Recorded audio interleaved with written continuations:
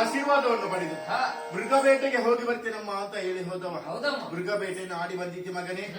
ಹಗಲು ಹೊತ್ತಿನಲ್ಲಿ ಮುಸುಕು ಹಾಕಿ ಮಲಗಿದ್ದಿ. ಕುಡಿಯುವುದಕ್ಕೆ ತಿನ್ನುವುದಕ್ಕೆ ಕೊಟ್ಟರು ಯಾವುದನ್ನು ಸ್ವೀಕರಿಸ್ತಾ ಇಲ್ಲ. ಈ ಹಿಂದೆ ಒಂದು ಮಾತನಾಡುವಾಗ 10 ಮಾತನಾಡ್ತಾ ಇದ್ದವ. ಈಗ ಒಂದು ನೀನು ಕಷ್ಟದಲ್ಲಿ ಮಾತನಾಡ್ತಾ ಇದ್ದಿ. ಹಾಗಂತಂದ್ರೆ ಜ್ವರ ತಾಪ ಏನಾದ್ರೂ ಉಂಟು?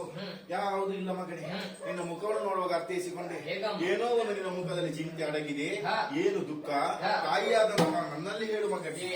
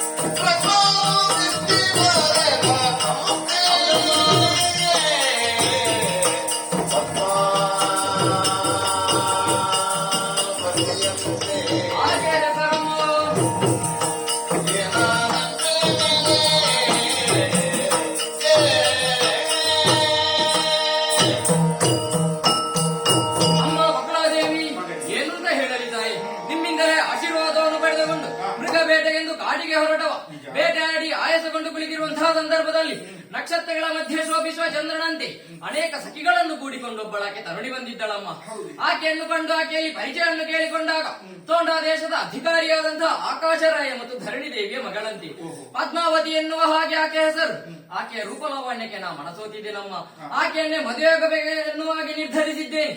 ನನಗೊಂದು ಉಪಕಾರವನ್ನು ಮಾಡುವೆಯ? ಹೇಗಿದ್ದೀಗಲೇ ತೋಂಡಾ ದೇಶಕ್ಕೆ ತೆರಳಿ ನಮ್ಮಿರುವರ ಮದುವೆಯ ಪ್ರಸ್ತಾಪವನ್ನು ಮಾಡಿ ಬರುವೆಯ ತಾಯೇ? ನಿನ್ನ ಮದುವೆ ನೋಡ್ಬೇಕು ಅಂತ ಆಸೆ ನನಗೂ ಉಂಟು ಮಗನೇ. ಆದ್ರೆ ನೀನು ಹೇಳುತ್ತಾ ಇದ್ದಿ ರಾಜಕುಮಾರಿಯ ಮಗಳು ಅಂತ. ಆಕಾಶರಾಯ ಹೇಳಿದ್ದಾರಂತೆ ನನ್ನ ಮಗಳನ್ನು ಮದುವೆ ಆಗುವ 16,000 ರಾಮಟಂಕಿಯಷ್ಟು ಹಣ ಕೊಡಬೇಕು ಅಂತ. ಅಷ್ಟೊಂದು ಹಣ ಎಲ್ಲಿ ಉಂಟು ಮಗನೇ? ಅದಕ್ಕೊಂದು ಉಪಾಯ ಉಂಟಮ್ಮ.